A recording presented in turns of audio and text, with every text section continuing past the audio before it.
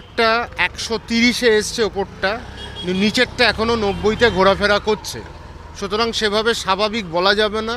যেখানে একজন stroke patient 2015-তে স্ট্রোকটা হয়েছিল, তো পায়ে যে ব্যথাটা, তার জন্য ফিজিওথেরাপি আমরা শুরু করেছি। কালকে একটু ডিহাইড্রেশন ছিল বলে একটু স্যালাইন চলছিল, স্যালাইন আজ থেকে বন্ধ হয়ে যাবে।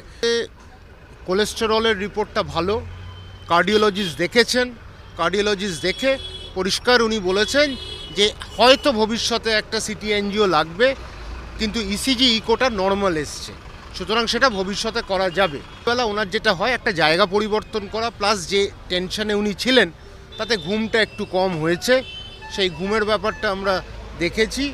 তো বলেছি যে সেরম হলে একটা অ্যাংজিওলাইটিক মানে স্ট্রেস বাস্টার, সেরম হলে আমরা সেই ওষুধটা দেবো রাত্রির বেলা। তারপর স্বাভাবিক তো হয়নি, হ্যাঁ কিছুটা স্থিতিশীল হয়েছে, এটা একটা বড়